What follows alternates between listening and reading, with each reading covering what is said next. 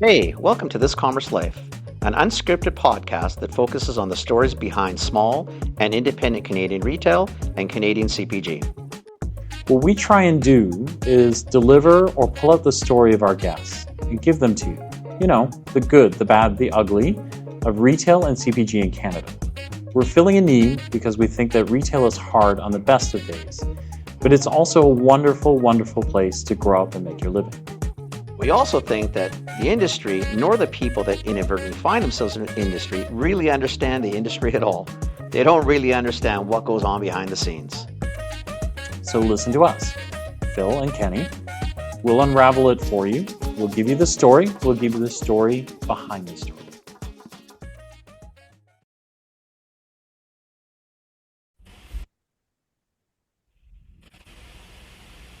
Good morning. Good morning. How are you? I'm all right. How are you? I am all right. I am all right. Yeah. It's very early. It is not so early for me, but Yeah. but I understand the sentiment. So yeah, I think if I had to rephrase that for me is it's too early in the morning to be so overwhelmed with things that need to get done today. It's only 10 a.m. and I already know I'm behind. Like I think I went to bed behind. Yeah. And I'm yeah. So you're consistent. I don't like the feeling. I actually feel like I'm up to date most of the time, and then I don't like the feeling, so I'll have to fix it today.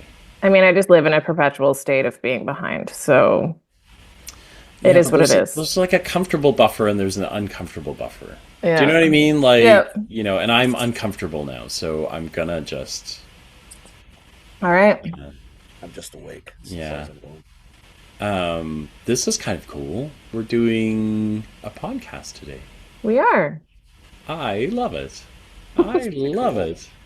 We talk to you enough. And we talk about you enough that I am glad that the audience is going to get a chance to hear from you and figure out what the heck you do. Nice. Yeah. So if you're listening, we have Diana on, and she's from Calister Soda. We do talk to Diana a lot. And we love it, and we're excited to do this because it's funny that we hadn't done this before, actually. Yeah. I sort of feel like we have though, because we've known you now for it's got to be getting close, at least a year and a half, couple of years, because you were at the couple years at least, right? That first incubator one we did that tour, Phil, whatever that 2-day course, right? Yeah, I met you guys at the BCIT thing. Yeah. Yeah, but I think it feels that was so long ago, and it's not that long ago. I don't think it's that long ago. Well, I don't know. If you don't like it, it might be a really long time.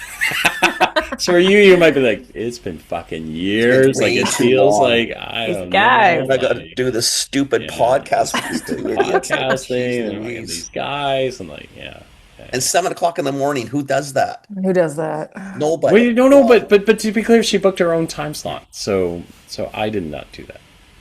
Did you book your time slot, or did Keelan stick you here? No, I booked it, but it was kind of all that was available. It seemed like a better idea than Yeah. That's all good. Yeah. That's fine. It's fine. We make it happen. We love it. We love it. So listen, the next hour is yours. Okay. We have Diana on. We love her product. So I've tasted it in I feel like a few places, and then honestly, we've been talking to Diana on and off. She's part of our accelerator group with BCFB. We met you last year doing a Ministry of Ag course, so we've kind of like, and then you're part of the family. So what we would love is if you brought the rest of them into the family. So maybe tell them about you and how you got to doing what you do, because you didn't start here. You actually have a kind of interesting past, I think. So give us a little bit of the history. Yes, please. All right. So, how far back do you want me to start? Oh my God. You can start anywhere you like. Anywhere you like. Let's go back to like preschool. Like, give us an idea of what happened. I was born. No. Well, you can do that. You can tell us where you're born. Like a BC born. So our career in the food and bev world, I'll start there. Um, I actually was in an office job that I really enjoyed, but I was like, I don't want to be a desk jockey for the rest of my life. Hmm. So I actually took the Sustainable Agricultural Practicum program at UBC Farm, thinking that we would, like, my parents had a few acres on the island at the time, and I was like, oh, I'll start a farm. It was a very valuable experience in realizing that, oh my God, running a farm is a ton of work. I I don't bet. really want to do that. And I admire people who grow food and oh my God, It's a lot of work. it's so hard and so Yeah. seasonal and so everything. So If you're a young person and you're thinking about it, you should totally do it. It's absolute, it's absolutely rewarding, and yeah, nobody should. But it's yeah, incredibly rewarding. I mean, but it's I hard. It's a I know lot, many though. people who actually have their own Yeah. farms now, and It's a lot. it's a lot. But so is owning a brewery. So I thought we were gonna, farm hops and do all this, and then but we needed to stay in Vancouver for family reasons, and so we were like, okay, well, let's just start a brewery and kind of go from there.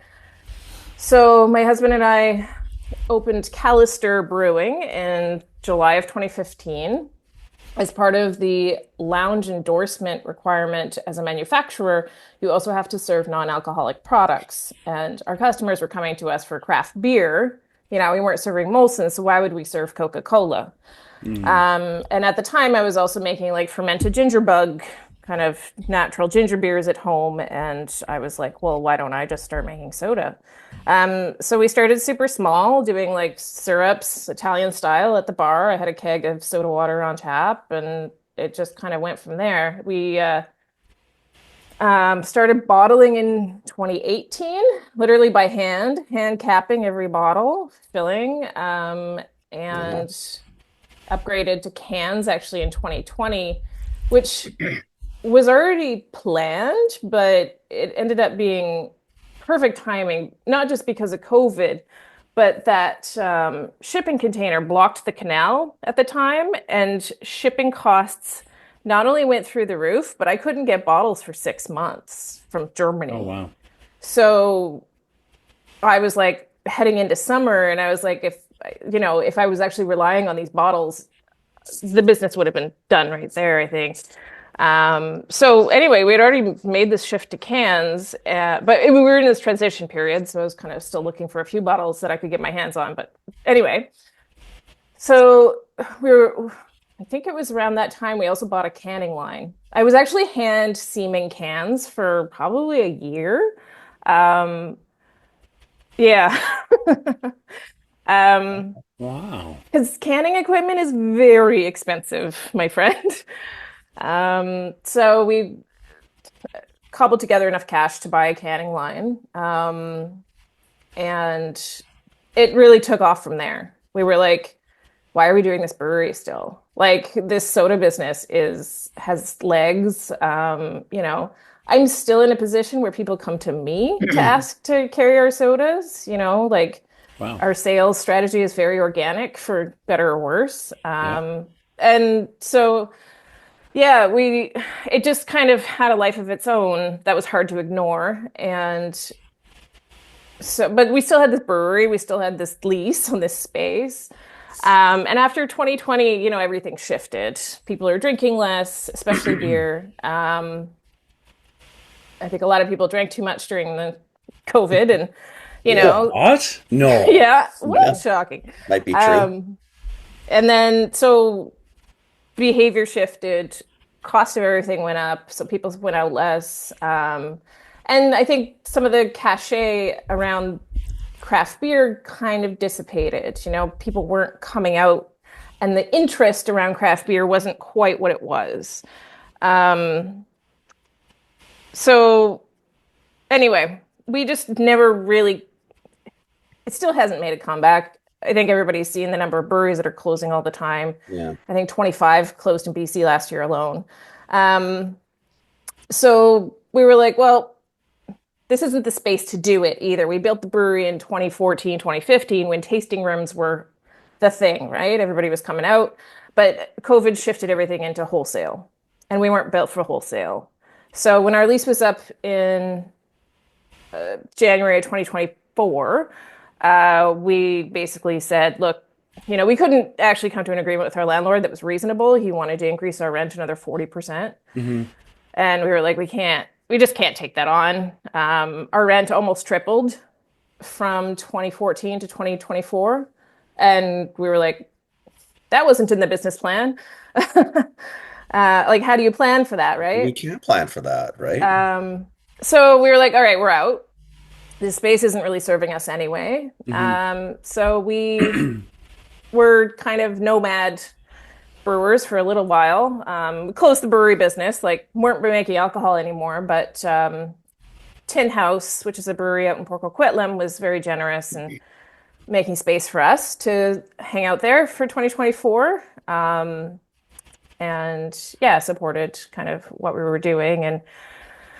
And so we moved everything out there. And then sure enough, within a few months, another brewery just around the corner from Tin House closed. It was called Boardwalk Brewing. And they were giving up their whole facility. They had built it out only 3 years before. They were only open for 3 years. And then, so we were like, and they actually had an interesting clause in their lease that said they had to return the space to original condition. So they had probably put $1 million into this space. Oh, no. They built out seismic reinforced flooring for all the tanks, floor drains, venting, like all this stuff that's very expensive to actually put in. And they were, and the landlord were basically like, if you want to take it over as is, everybody's grateful because we don't have to. Please do all help this us. work. Like, it no, probably please saved help them us like with that. 6 figures, right? Yeah. Right. And we were like, oh my God, like this is going to save us $1 million in 2 Yeah. years of build out. So it was like perfect timing, perfect everything for everyone. Everybody kind of got what they wanted and everybody was happy. Like it was amazing. It was, yeah, I was like, this is a miracle. So moved into that space, which is out in Port Coquitlam, and that's where we are now. Okay, so the pop space was an old brewery. Yes. I didn't know that. Yeah. Well, that's interesting. Beverage how Sorry. does it work the same? Like, I mean, I guess Yep. it's Largely. canning is like canning line, the canning line part, like, but how, like all those big tanks and stuff that like they still Yeah. pop now, Well, they had massive tanks. They were like 60 hectoliters, right? which is about 6,000 liters for It's a those. lot. Yeah, it is a lot. Right now our tanks are like 10, 20, and 30. We have several of kind of each size, but yeah, we had them move all of that stuff out because the conical fermenter is also not the kind of tanks we use. We use bright tanks. Okay. But like all the water lines, all the CO2, all the air compressor lines, Well, the like everything was infrastructure already itself plumbed was- in. Yeah. Wow. Yeah. It actually also had a full commercial kitchen. Oh, Wow. really? Okay. Yeah. Which we're actually in the process of gutting right now. But yeah. We had ideas that we were gonna have a restaurant partner come in and kind of take That's over the another tough space industry, and though. run some front of house and do some retail on site. But that industry is also kind of That's tough. It's dying right now. Yeah, So it's tough. Yeah. we were like, Yeah, you know it's a what, tough let's just gig. take the space, sell off some of this equipment, make a few bucks and move on. And like Right. so that's where we are now. Can we? So if I want to go back a little Yeah. bit farther because you before you guys got into this, your parents had a little bit of land. Like, was every university student dreams of making their own alcohol and their own beer? Sure. But very few do, and then the ones that do, very few of them actually know what they're doing. A handful of them even go blind because they do the wrong things. You know, like all that kind of stuff. Sure. Like, did you? And then you were thinking about farming. Like, so did you study any of this, like in school, or you did something different, or like how? Like you talked about even growing hops and things like Yeah. that. Just it's not odd, but it sounds So odd. Like it is I don't- kind of you know, odd. Nobody I'm gonna do really ever potatoes, dreams about blueberries. growing their own hop. Like, Yeah. you know, because everyone goes, I want cucumbers, I want tomatoes, maybe I want to go crazy and wait 2 years for asparagus. Nobody ever says, I want to grow my own hops. Well, if you're I right? mean, Like, Like, it's, brewers do. Yeah. well, yeah, clearly. But in BC, it'd be Yeah. like, I'm going to do cranberries and blueberries. That's the lower Yeah. mainland. I Yeah. mean, it Yeah. just seems odd. Like, I'm going to do hops. I'm thinking, okay, what? Like, really? Yeah, I mean, it depends on who you talk to. I mean, my circles, everybody wants to grow hops, but you guys don't talk to the same people, so. Clearly not. No. I don't even Um, know if anyone in my circle knows what hops looks like, to be honest. I know they Like they grow know them what it here. looks like, when they twist off the cap sure. and they drink it, but it's not the same thing at all, right? Like, Hmm. you know, Yeah. wow. So So, what Yeah. so was what did you so study? Like, did you yeah? study What any of was this in school? school, or like what Oh did no, you? I did a BA in poli sci and commerce. Oh, So okay. totally unrelated. I do wish I had done like microbiology or food science or something now, of course, but um that was Well, a different clearly you're time. doing it, so it doesn't necessarily matter, I guess. But you're Yeah. capable of Yeah. learning things. Yeah. Yeah. But Yeah. it's just So yeah. poli It's sci. Okay, poli sci. So this is why on the you fit business with side at Kenny and least. I, Okay, you because want to he's do calm and business. I'm poli sci. Yeah, So There you you're go. like the middle between this, literally. Yeah. yeah. Seriously, yeah. I was a BCom a Yeah. million years ago. Okay, so you do that, and then so where, like, is it during those years or after that? Like, you start working and then you start thinking about this. Like, what, like, where? It's cool because you built something really cool, I'm but trying to figure out the same. Like, how did you get to the yeah, brewery part? Like, so you work in yeah, this office and you get up one morning and say, "Listen, I don't want to do this the rest of my life. I'm going to make beer." Yeah. Is that Um, literally? kind of, yeah, that was kind of it, honestly. Like I was yeah, Really? already on the path of like I want to grow things. Like honestly, because a lot of my work at that time was around climate change and sustainability. mm, And like that was I'm talking like 2007, 2008. And I was already like prepping, like I was like I'm gonna have to grow my own food one day. Like this is gonna Oh wow, be really? Okay. yeah, I'm not kidding. Like I still feel that way. Like it's climate change is going to be catastrophic. But anyway, um on to other topics. yeah. It's one of those ones. So What do you do with it? And then we sit back and we think, "Oh boy, we'll have to deal with this. yeah. We'll have to figure this out." I guess as we Yeah. get there, Yeah, because clearly we're not going to do much to yeah, mitigate. Yeah. Yeah. Whatever. So All I was right. like, well, something I can actively do right now is learn how to grow food and support our local food systems. Like I don't think people quite realize how important that is to support your local farmers and to have food security in your own region. Yeah. And I was like, that seems like a really tangible thing I can do and get involved in. So I was like, well, my parents have this land, and why don't I like learn how to use it and learn how to grow things. And so it was also kind of a time. I was probably 5 or 6 years into my career at UBC at the time, um, and my partner was also kind of hating his job, and he had complained again for the millionth time. And I was like, okay, this isn't working. What do you actually want to do? You know? Like let's talk about that. What are our next steps? yeah, How do we get out Right. of this space where neither of us are 100% yeah. happy? Like and he was like literally one night we were drinking beers and he was like, I want to start a brewery. And I was like, cool. How do we do that? So we started home brewing. And we were like, okay, well, I guess we need to know how to make beer, right? So let's start there. So we started home brewing. We got involved in a club called Van Brewers, which is a local homebrew club for Okay, Vancouver. yeah, Um, Incredibly knowledgeable people. yeah, You'll find probably most of the breweries in Vancouver started as homebrewers. Very few people actually have a formal education. That's definitely Right. changed now since Kwantlen started their program yeah. and whatnot. But back in 2015, almost everybody got into the brewing industry as a home brewer. Um, so yeah, it was just sort of a process of like, okay, what's exciting for us? But there's What's still a quantum leap in there. Like, I mean, there's making 15 liters or 20 liters of beer sure. at home and deciding, listen, we should make thousands of liters of this shit, Yeah. and then we should have a facility built around it. And, Really? I don't think so. I actually think Oh, this I makes think so. I sense don't to know a lot me. of Italian men from the old days, like when we were growing up, who said, Oh, but after you're making not. six That's not the Demigiana same wines, we're going to get a thing. winery.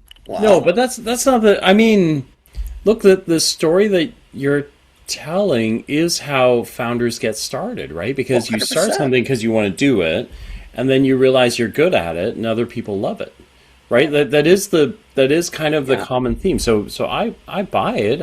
I just find it's such a, it's not like, making cookies at home and then saying, listen, if I put six cookies in the bag, I can go to the farmer's market. Like, I mean, beer is just a different, Well, any of the, that's it's still a different commodity. yeah. It's still to me, then to go to, big stainless steel tanks, Oh 12 feet no, like high. I'm not arguing Shit. that the leap is a big one, right? Because Yeah. what I brewed in my bathtub, so to speak, right? Like Yeah. I it's mean, the logic's always the same. Mom tries it, yeah, dad tries it, other people try it. Oh my God, you yeah. should put this in a package and you should go to the But it store is and kind sell of it, blah, cool blah, blah. though. I like it. But I it is like it. crazy cool. Like, that's a big deal. And I So know breweries were hot at that time. Like this city, I mean, you can maybe both our attest that. cities, both our This, cities, yeah, yeah, I both mean, our cities, like just for sure. crazy for micro Vancouver went mental. everything. Like there was Yeah, craft brewers yeah, everywhere. yeah. Yeah. Like it seemed to be every corner there was a craft brewer. Yeah.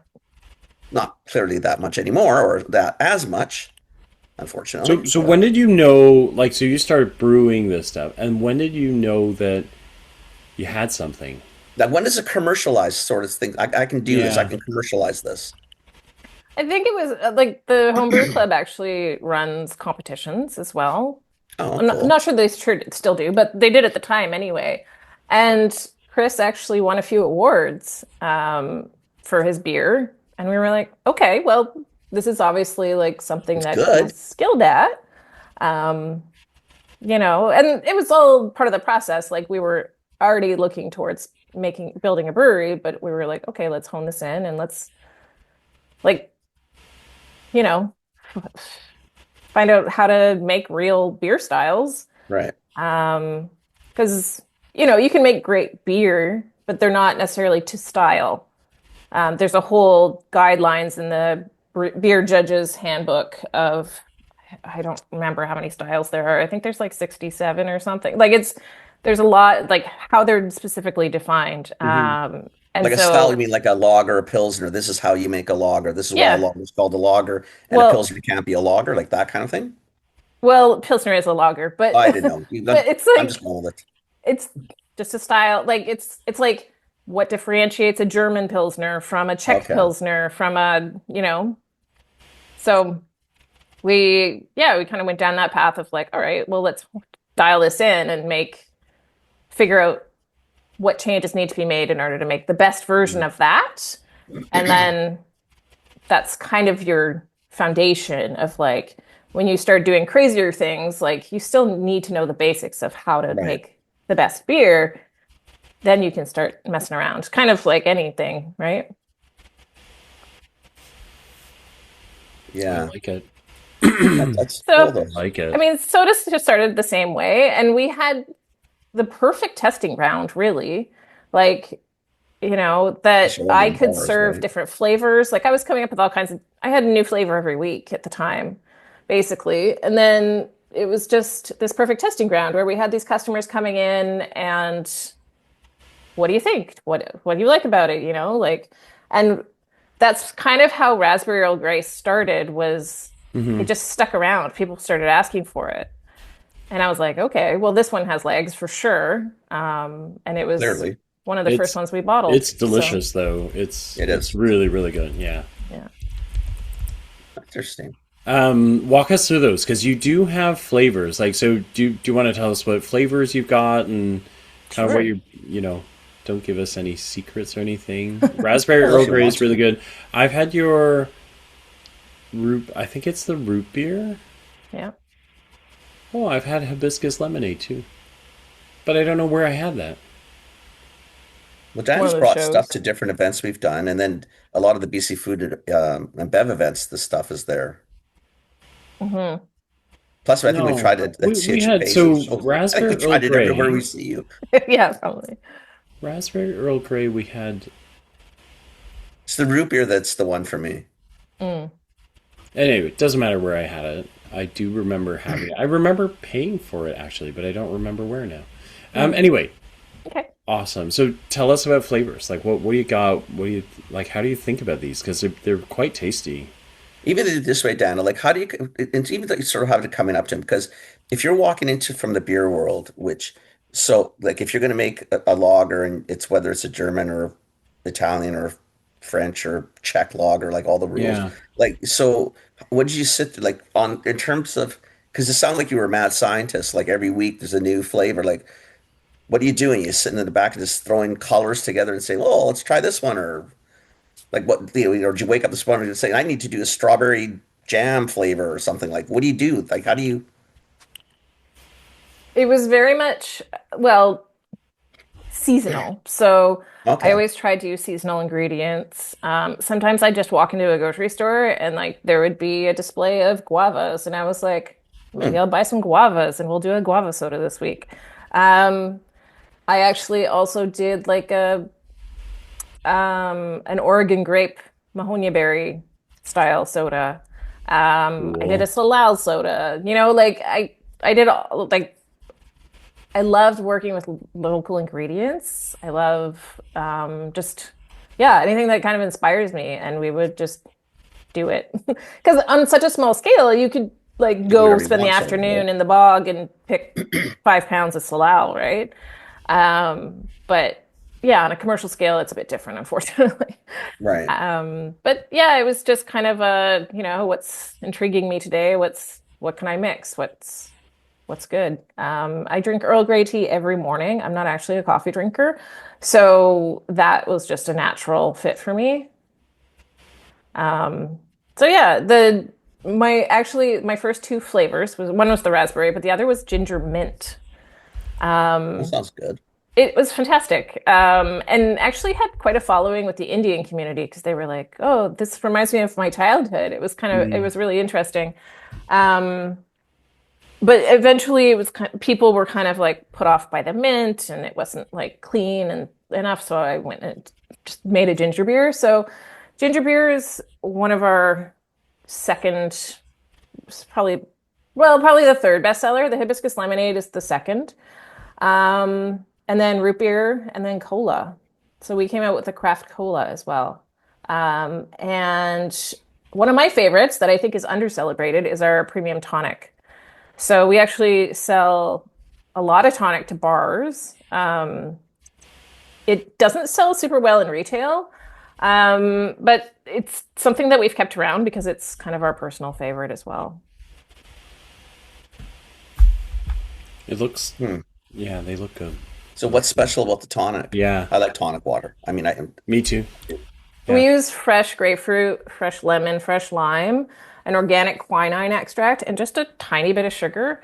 A lot of tonics that you see on the shelf are very, very sugar you're focused. sugar Like, forward, clearly. yeah, like even Canada Dry is Yeah. like Coca-Cola levels of sugar and calories that people don't quite realize because they overdo the quinine so much that it's actually very dry and bitter, Right. despite all the sugar in it. And so, if you actually construct a beverage that has less sugar and balances those notes, then you don't have to have all that sugar in it. Like it's just, and when you're using fresh juice and fresh peels and fresh fruit, you get so much more body and so much more flavor out of it. No, clearly. Okay. So, in your sort of your whole thing premise, not the whole thing, but the premise was sort of even all the sustainability, and you wanted to try to do as much local ingredients, et cetera, that you could find, right?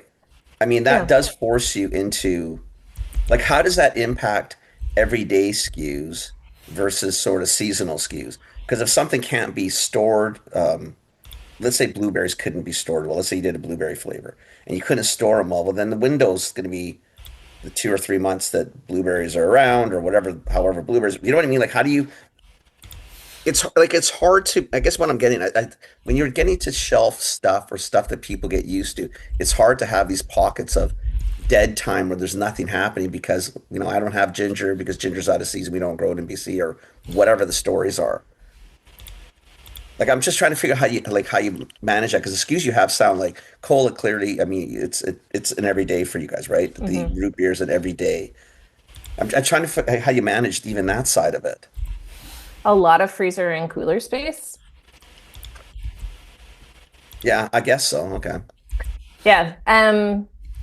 Because we've got actually quite a large walk-in cooler. I mean, most Hmm. breweries do, because your product should always stay cold. But I mean, we just buy drums of juice now. Like we're at that size that, yeah, just it, it's pasteurized. It keeps, like we just order. We also just order like when we need it, right? Okay. So we're not like storing all the time.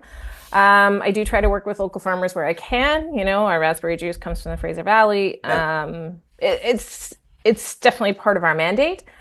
It's unfortunate that I can't get sort of the volumes of ginger and lemons or Right. citrus locally that I'd like, but you take your wins where you can get them. Well, as long as the product's good, and your product is exceptionally good. So I mean, that's got to be sort of top list. Got to we got to want to drink it. So Yeah, well, I mean, that's part of our ethos, of course, is just that we use the highest quality ingredients that we can. And that includes fresh fruit, fresh juices, real cane sugar. Even our flavors are organic. Our caramel color is organic cane sugar, like it actually took me a lot of work to find an organic cane sugar caramel color. Almost everything out there is high I didn't even fructose know they corn made syrup. that. So Yeah. because most like the Whole Foods and those people, once they see caramel, I mean, it's kind of a walk away. Yeah. Because I didn't even realize that must Yeah, have I been a didn't know that hunt. either. Yeah. Yeah. So that's why I call it out on our label. It's actually organic cane sugar because regular caramel color is also an allergen for a lot of people. Yeah. Oh. I didn't know that either. Yeah. So it's just better. There's a lot of drink information going on in that brain of yours. I know I can feel it too. Yeah. Yeah, I've worked at this for quite some time now. We're yeah, and we put the same care and attention into it as we did the beer. It's the same. That's why it's like it's discouraging to me when I see a lot of products out there that are just kind of flavorless and kind of meh because, we do things so differently and I care about it so much for better or worse sometimes, like Yeah. it's it's very personal. But it's also just, I think it shows in how consumers have responded to it.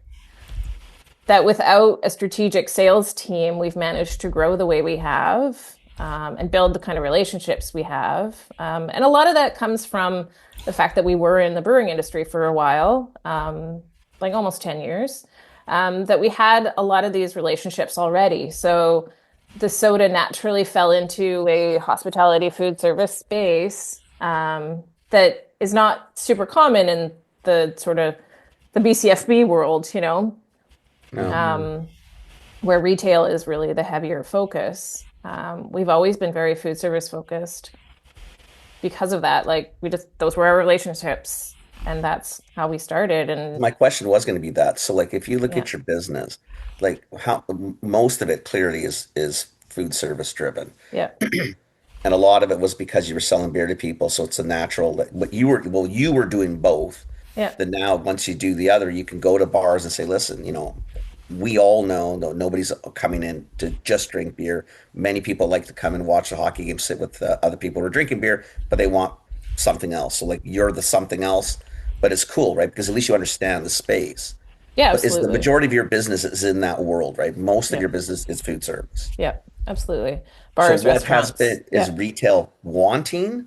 Like, is this a want or a need, or is retail just kind of Hmm. an irritant to the side that because once you start getting into retail, it can be clearly the It's irritant to the it's side. both. Like I retail is sort of a necessary evil in a sense because I have so many people come to me. Like, we sample or pour at events and Yeah. do a lot of things like this to whatever. And they're like, well, where can we find it? And I'm like, yeah, you can't. like it's on a menu somewhere, but it's not like you Yeah, but can you're not walk going to in go and do just off sales. try it. So that's part of our strategy this year is to get into more retail because it is, and it has been for the last year or so. We are getting more into those spaces. So yeah, we're making a push on that, but it's not something that we've been super strong at so far. Right. Well, it's a Um, grind too, right? Retail's retail. It's yeah. Well, that's okay. it. We got a distributor last year. We have a new sales team starting sort of very shortly. So more of that is going to happen. Well, And that's it. I can't like getting into retail is like I can't fight those battles myself when I'm also trying to run the business and also make Yeah. soda and also, I just can't. So no, we it's understandable. haven't gone down that path, but now that we kind of have some of these support systems in place, I think we'll see more of that this year. Wow. I like it. I like it a lot. How do you balance? Because you're a little bit of a mad scientist, right? You go out and find flavors and kind of make things. How do you balance? How do you balance the need to create new drinks and like launching new things all the time? Versus kind of because you've got some staples that are well known and they're pretty delicious, but do you still have the urge to go out and make new things all the time? Yes. Yeah, it's really hard not to. And we're actually in the process of cutting back a couple of our SKUs because they don't sell as well as others. Like right now, we have 9 SKUs. Right. Like it's just too much. Like Yep. it's ridiculous. Um, so yeah, we're in the process of scaling back. And so like I want to push to have new flavors. And it's like, how do I like we only have so much warehouse space, right? Right. And inventory costs money. So yeah, I don't, we're, it's something that I'm trying to find the balance in. And I Right. think we're getting there. Like we have kind of our top 5 flavors. Um, we have, yeah, I am working on a couple of new flavors right now that we're going to launch under sort of a different brand vibe. They're obviously still going to be Calister, but those are going to be limited release, kind of one-off batches. So I think I'm going to scratch that itch that way by just having these like really limited, really exclusive. I was going to suggest that. I mean, one way you can do it is, there's four, we're lucky in our part of the world, we do get 4 seasons. You could Mhm. do, you could have 5 core SKUs, and every season, like every quarter, you Yeah. just launch that quarter's flavor. You make 1,000 cases, and when they sell out, they're done. Yeah. Yeah. Right? I mean, That's, and I don't think ultimately, I don't even think retail minds that. I think bars like that. Bars and restaurants change.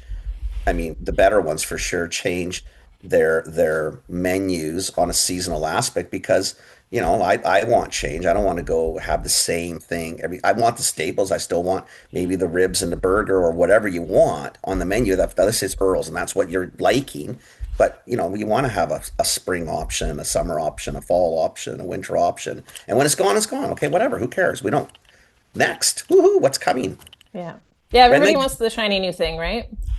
I think so, but I think how you can like 9 is a really big number to hold every day. Oh, yeah. That's a lot every day. But 5 and 1 4 times a year, which still Yeah. is a 9, is not as bad as 9 every day sitting there, right? Because it's a hard number to, it's a lot. And Mhm. you're right, you're tying up money. It's Yeah. cash, right? That's got to sit in a bucket. I mean, it doesn't, it's not worth much until it's sold. Yeah. Well, that's it. And so, yeah, that's why we want to sort of keep it limited to single batch so that we I think it's a can good idea. I mean, push through most it. people do it. Tea companies have been doing it for a million years. Yeah. Coffee Hmm. companies have been doing it for a million years. Like it's not a new concept. It's tried and true, and it makes sense. Yep. Period. It just works. But there's also the complication that now you're in and out of SKUs and making sure that things leave the building. Well, that's it. It has to actually sell. Like that's part of the challenge of actually of doing it like 4 times a year is that actually only leaves you 3 months to sell an You got to entire do light batch. runs and you got to burn it. It's got to Yeah, go. yeah. It's got to go. So But it's I more the feel like, excitement. I think it's more to yeah. say, yeah, like, what is she doing? yeah. What's coming Like, up? because I you know know. what, and then people wait for that. They do. They get excited. They would, oh, is she going to do a watermelon one for the summer or whatever you decide? Is kind of those things that people get kind Yeah. of, and then they expect it from you. They kind of think, okay, every year she's got something cool going on, whatever that means. Hmm. That's cool. Yes, yes. As we're like we've only been in our new space for about a year actually. So we're still sort of getting our feet Yeah, underneath of us in a sense of like, okay, now we have a real business. yeah. We're a little bit less sort of just off the side of our desks, nomadic kind of gypsy brewing. So let's, figure out how to run a business the way it maybe should be done. Right. Well, It's still kind of new to us. So yeah, we you are get there though, still right? figuring this out. And yeah, it's something that I'm working on is keeping that excitement, not just for customers, but for myself, For yourself like too, right? Yeah. yeah, making the same thing all the time is like I love it. It's just sort of clockwork for me now, but it's still just like, all right, let's refresh. Well, I think that's sort of why I'm like in my head is I think that it's the frequency for you because at the beginning when you're telling us you got a flavor a week, Yeah. that's hard to contain that brain to say, listen, you're only allowed to do once a year. Hmm. Like that's a tough one for someone who's so motivated to try to do new, cool, try something different, right? Which is why, the frequency is yours to own. You can do one a month if you want. You just do 500 cases, it sells out, it sells out, you move on. Who cares? Yeah. Right? And, or if you get tons and tons of demand, well, maybe something leaves the regular five. Maybe there's always the one in the five that can be rotated out, and whatever's new sticks for a year or two, and then Yeah. you might find dinner for three flavors stick all the time, and the other ones float wherever they float. Yeah, it's really important though to measure that kind of response with actual data 100%. because so many times people have Yep. been like, I love that beer. You need to bring back that beer. And then we make the beer and nobody buys it. Because not everybody Because, wanted it. It was that one well, person that's who it. One person, really one or wanted two it. people really love it. Yeah. And then you never see them again. Yeah. And then you're stuck with this Yeah. batch that it's Yeah. like, cool, cool, cool. Part of it though, right? I guess that's part Yeah. of it in the brewing game too, is like, you catch trends, but you Yeah. can't catch them all, especially if they're fads. That's, even harder to manage. Yeah. Yeah. I am working on, I'm always kind of working on this, a low sugar option, as Cool. everybody might be excited to hear. I get asked constantly. I have not been satisfied with what's out there. Mhm. Stevia and a lot of them have these weird off flavors. Yeah. And then you end up masking an off flavor with something else. And then it just kind of like you're adding all this extra crap. So I am looking at a couple of different products right now that are promising, but I'm still sort of in a testing phase with them. Um, yeah, it might be a while until that happens, until the products get better. There's a couple things in the US right now that just aren't approved for in Canada, but yeah, always keeping my ear to the ground on that as well. Yeah. I mean, you know how we feel. Like we're still I know. okay with soft drinks or sodas having sugar in it because I'm It's- like you. I don't like an aspartame back end. I yeah, don't like a Mm-mm. stevia back end. I don't like those. I don't like the flavors. It no, doesn't do it. I mean, that's just Mhm. me. yeah. Other people like it and you knock your socks off, but No, I mean, sugar's delicious. We all know this. kind of, yeah. I'm There's a glad you said reason it. it's Yes. so big, the industry, right? Because Yeah, sugar is delicious. Like it's, Yeah. yes, yes, we know please, this. thank Yeah. you more. Yeah, Yes, yeah, yeah. Yeah. yeah. No, I love it. It's actually slightly troubling and also comforting to hear, right? Because I think we all try and consume less sugar, and we try and drink things that have less sugar in them, and then there's lots of moments, right? You kind of go, I drink it because I think it's good for me to drink it, but I don't like it because I don't Mm, like it. I have What's the a point? choice. I just go yeah, drink that one, right? Like, yeah. yeah, yeah, yeah. Yeah. No, I mean our sodas are just delicious. Like I That's it. wanted They are. they They're really are. good. They're just really tasty, They are. right? Yeah. They And are. they're But so if you, full flavored. Like you can actually cut them with soda water if you want to.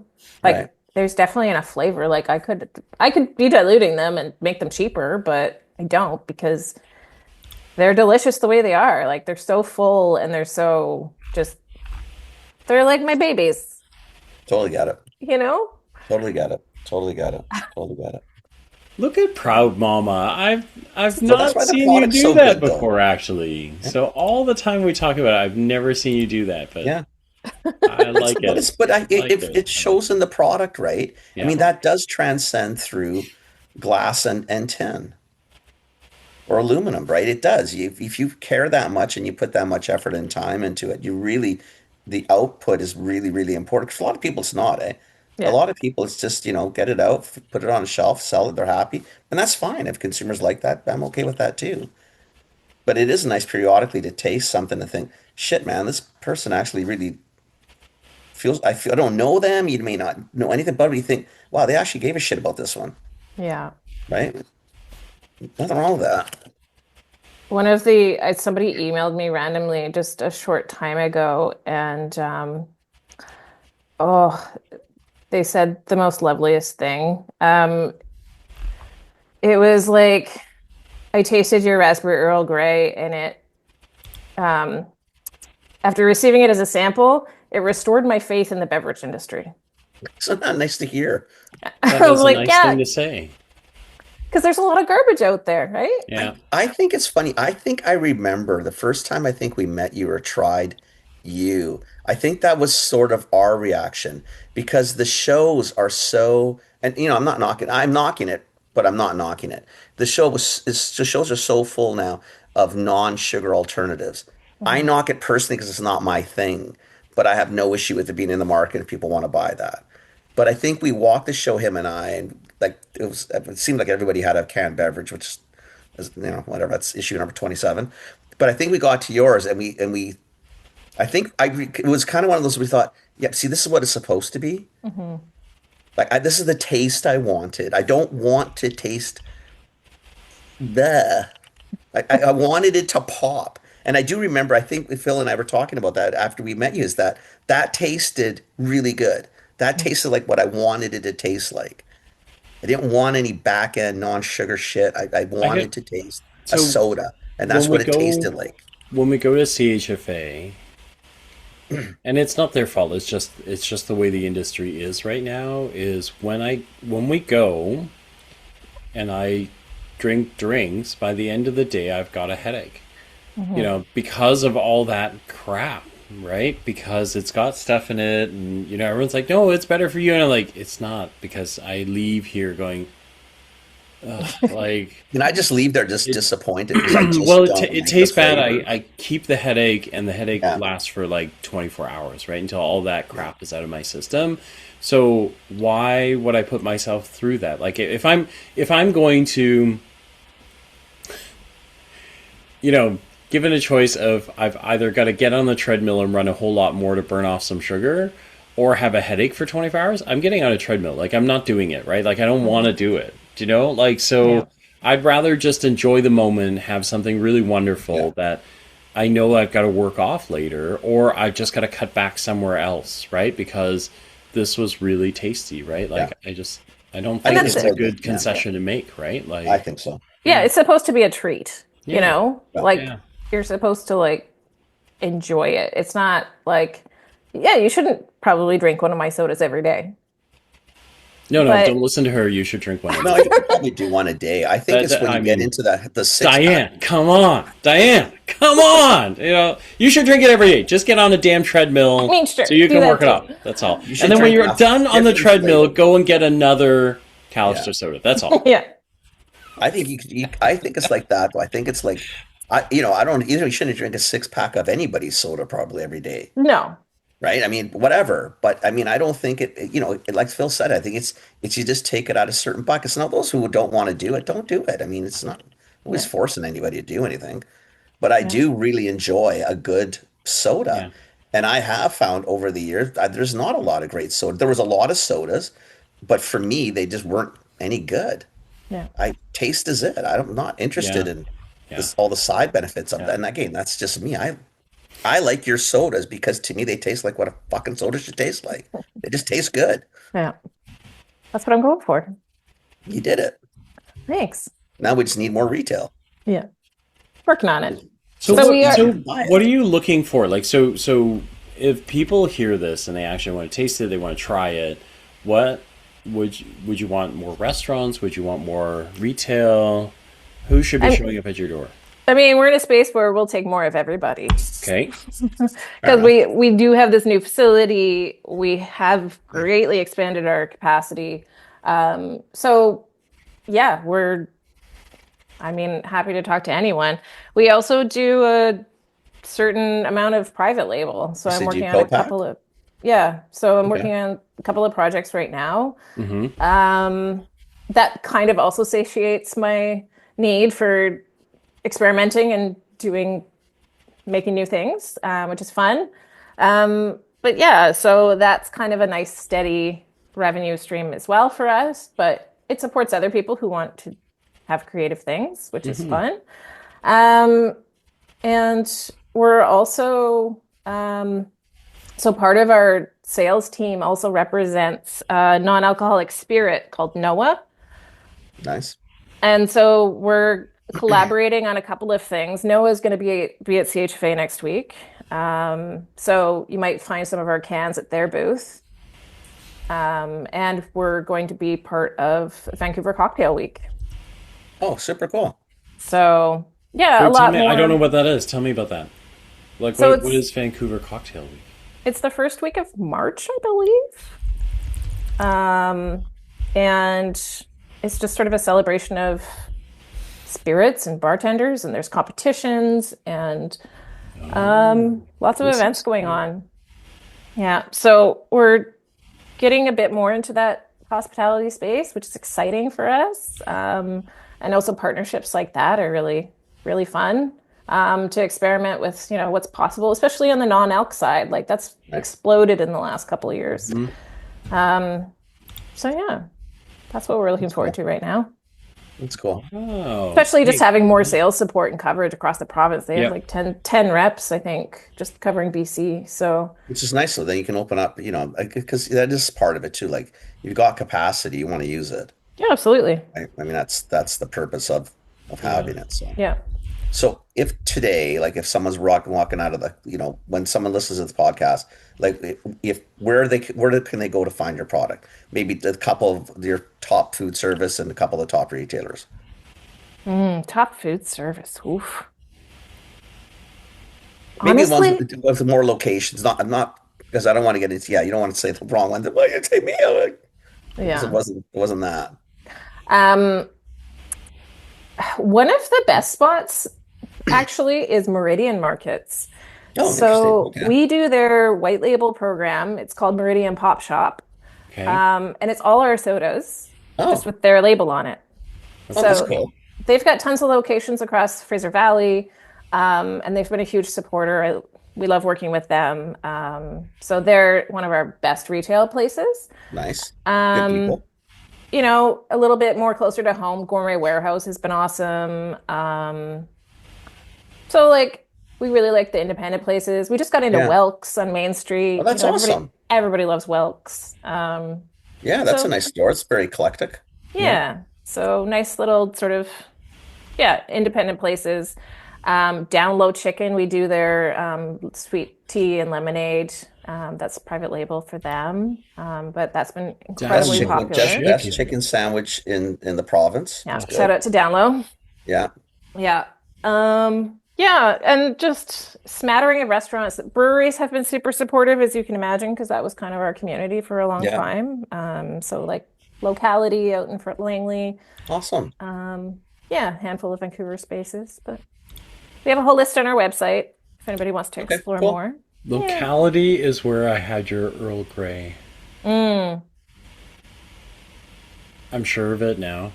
Yeah, I'm starting to probably. figure it out. I'll figure out where I got all the other ones too, but I know I definitely know that's where I got I got the Nice. We love them. yeah. Yeah, We love them too. they're hard not They're to. very cool. Yeah, good Very peeps. cool. Good Yeah. peeps. Awesome. This has been really fun. Thank you for doing this. It's about time you booked this, Diana. Like, Yeah. Jesus. Come on, lady. Sorry. Holy moly. Well, we did it. So yay. Yes, we have done it. Listen, Early so, morning one so to boot. Yeah. if you have new stuff that comes out, so you're launching new flavors, things like that, ping us back, and then we'll have Okay. you on the Yeah. YouTube channel, so you can just talk about it, and that way people know, what's going on there. That would be really cool. We would love that. Awesome. Love to have you on. Yeah. I would love that. Yay. And for you, Kenny, I've got some samples of Chinotto and Sicilian Lemon. Oh, seriously. Yeah. Since I our love last Chinotto. conversation, I was I like, do. I love Italian cola. so we'll see where that goes in the next couple of months. Timing, it definitely in this city will pop. This year's gonna, we're World Cup too, eh? Yeah. So on Hang the on, so drive, are these things you're gonna have out like in the marketplace, or this is still you're kind of just kicking around these as testing things? Oh, I'm just testing right now. Okay. But yeah. Yeah, we've it's one of talked those about things that Mr. Stevens should look at because honestly, like on the drive during June, July, there's going to be Italians, Portuguese, like the drive's going to be mental, mental. Dougie should have something in his, in his brand, So Chinotto, and what was the other one? a Sicilian a lemon. Sicilian lemon. Sicilian lemon. So if you're listening to this, and either of those excite you, Excited ping us me. on the podcast if you want, or ping Diana. Like go to the website Calister Yeah. Soda, and then go into the info thing and just type in the flavor that you love. Because Very maybe cool, that Diana. helps her. Maybe that helps her a little, because maybe you're actually voting on a flavor that she could produce. So Yeah. Very cool. who I knows? mean, we can make anything. That's the the beauty beauty of and the barrier No of it curse. all. Yeah. The Just curse, beauty. yeah. Just beauty. Just beauty. The controlling is the curse. The beauty is you can do it. Yeah. Having our own facility just makes a ton of difference. Like I we bet. have total quality control. We have, total production Yeah. control. It's actually amazing. Well, we do have a lot of people who listen, Yeah. who are always looking for people to help them. They don't want to have the facility, Yeah. but they definitely want someone who's got a good facility. Yeah. Well, and the expertise, right? Like the Well, two absolutely. things, That's right? Because part of maybe it, they've right? got I an mean, idea, but they don't know how yeah, to make it. Not interested get it to in doing fruition, all that, right? So Yeah. that's also awesome. Thank you for Very doing cool. this. Great. Thanks Diana, for having doing me. this. Yeah, it was nice to Our see you. pleasure. Nice to see you guys. Talk to you Our soon. pleasure. See you next week at CHFA. Yes, See you we'll next see week you at there. CHFA. Okay. Cheers, guys. Bye. Okay. Cheers. Bye. Ciao. That was cool. I like her. I'm glad she came on. She's got good product. Like, I Yeah, mean, she really and does. truly, she's just got a really good product. Yeah, she does. And and you and I are pretty biased on this one in that we do like how she makes it, and we do like, I know there's tons of people want sugar free and stuff. It's definitely not that. But if you like just a really good soda, No, it's just like it's just call a it what it really is. It's good a soda. very tasty product. Oh my God, it's just So if fantastic. you're, It really and it is. goes down easy. Oh, The flavors, you'd be surprised, right? At just how easy it goes down, right? yeah, So, quality is awesome. It Yeah. really is. It's a great product. yeah. Great product. Okay. Thanks for listening. Very cool. Thanks for listening, everybody.